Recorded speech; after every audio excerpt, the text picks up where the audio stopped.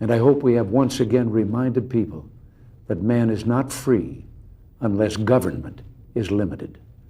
There's a clear cause and effect here that is as neat and predictable as a law of physics. As government expands, liberty contracts. So back in spring, before we had any lockdowns from the COVID, I already was making statements and telling people back then about the role of China and how everyone was underestimating it. I'm going to make this video now just so I can point people to it. If you haven't heard any of this, it's time to get your Cold War headgear back out if you're old enough like me. And if you've never experienced a Cold War, kids, you are in the middle of one, even if you're too ignorant to know. And you're gonna have to excuse my hair blowing around in the wind. Should have put my hat on. So what's been going on? I said back in the spring that COVID was almost certainly, and I could see all the signs, a intelligence operation being launched by external affairs, whatever they want to call it, by the Chinese. The reason it was working so well in terms of its goal, which was attacking our freedoms and taking our way of life as free societies in the West and shifting us to their way of thinking about government control and the loss of individual liberty. The reason that this was working so well is they already had agents and assets throughout our governments, and in particular here in Canada. Our government, I said, is a puppet government. I stand by this, and now people are finally starting to uncover evidence that it clearly is.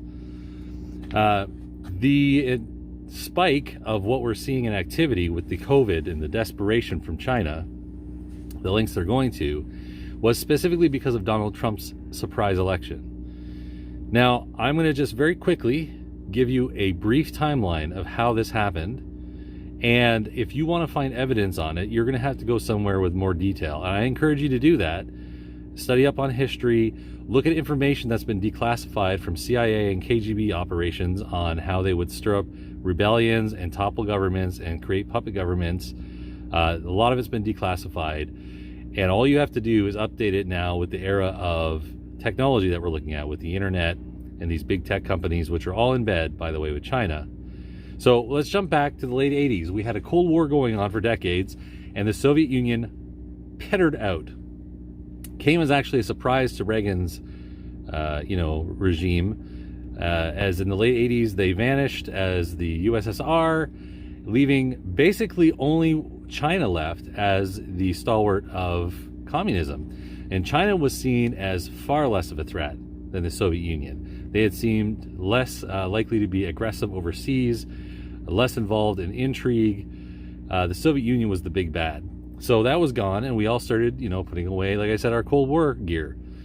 And what happened with China, as they looked around at a world where they were basically, they had some allies, but they were small ones like North Korea, Cuba. You think of like a country like maybe Iran would be a potential ally, but they weren't the same, right? Now the Soviet Union, now Russia and China have serious issues with each other. Don't get me wrong, but at least they were both communist. So when they exerted force or wanted to defend themselves against the constant flow of democracy, free markets, individual liberty, they at least had something else in the world. But now China was alone, an island. So it started looking around, feeling threatened. And we created this monster because the first thing that we did in the West was we said, well, we're going to tempt them to be free like us. So we knelt down in front of them, stuck our asses in the air, and showed how submissive we were with our big red butts. And so China, being a practical people, started screwing our butts and showing us that they were the ones in charge. Now, you might not like my analogy, but it is actually right out of nature, and it is very true, and it is that absurd that we did this. We had the upper hand, and we gave it away.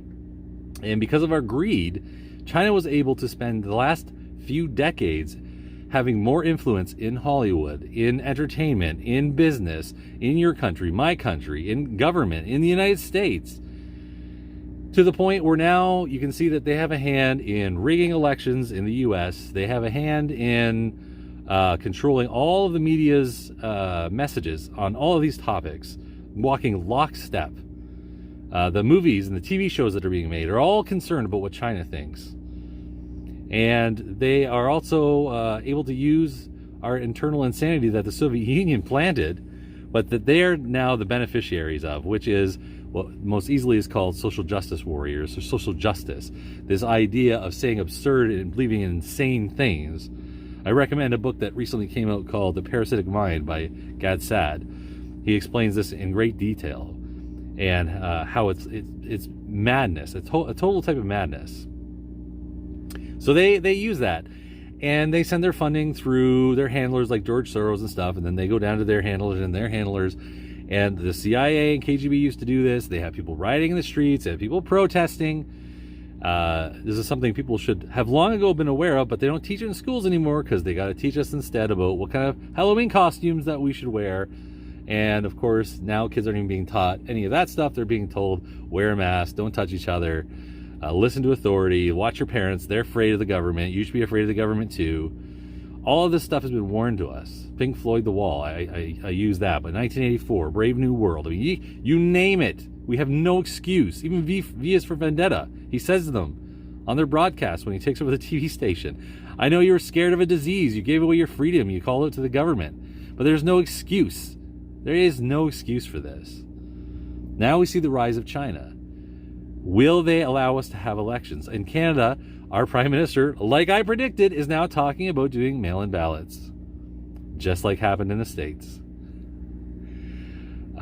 China must be soundly defeated. They must be booted out of every nation. They should not be allowed to control resources, to invest in technology, or have any business interlocking with any country on this planet. When we sent companies over there, especially now with technology like Google, Facebook, we thought, well, they're doing evil things with these people who commit the most atrocious human rights violations in human history. And even though they're working with the Chinese government doing their evil deeds, it'll never come back here. The companies, Google and Facebook, will just be evil in China and then good over here. Well, within a decade, that evil has flown right through the entire Silicon Valley. And we're getting exactly what we deserve. We were willing to sell out the pounds of flesh that are human bodies in China and watch them, or just ignore them. We don't even watch them. We just ignore the fact that they're all being slaughtered and abused. And we were fine with that because we would get some money back here. But the reality is China could not exist without the surplus they steal in unfair trade practices and the influence they exert. And that is what Donald Trump threatened. And that is why they had to knock us up with COVID. Of course, there's a truck here in the middle of the night. If you are not aware that China is an actual threat, then you are not aware of anything that's significant in the geopolitical spectrum. They are not friends. Just proven recently, just like yesterday, I think it was, through government paperwork, Freedom of Information Act showed that we have been housing and training Chinese military in Canada on our bases in our military academy.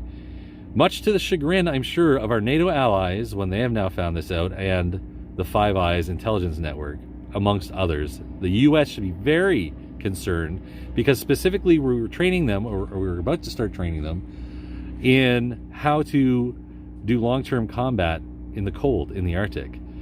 Well, let me tell you something. Canada, if they land, let's say the president doesn't leave office, he for some reason remains in office, or some excuse, they decide that they're going to use that as an excuse. They land, say, a couple 100,000 soldiers, the Chinese in Canada. Our Prime Minister would welcome them. They'd give all kinds of media-controlled responses as to why they were here to protect us. It's just in case something goes wrong in the States. Oh, that Trump, or oh, that threat, whatever it is. Well, now Canada is a satellite. We're already a puppet government, but then we would be an actual satellite of China and a perfect staging area for invasions into the United States.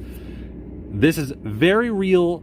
If you look into history, stuff like this, more outrageous than this has happened before. The only thing that's changed is two things. One, the technology and how it occurs, but the actual events are the same. You have to start seeing it as conflict where winner take all. Either this world will be free or it will be communist. Totalitarian, in other words. And two, we've become lethargic, lazy, complacent, and we no longer believe evil things can happen to us and that we're safe in our part of the world. That is false, and it is a weakness that they are exploiting. I hope that all of you will educate yourself. You see, he's not a machine, he's a man. Nieprawda.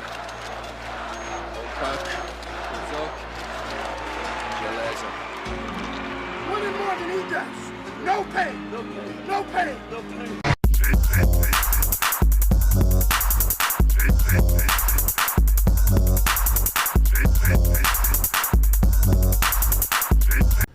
Ours was the first revolution in the history of mankind that truly reversed the course of government, and with three little words: we the people.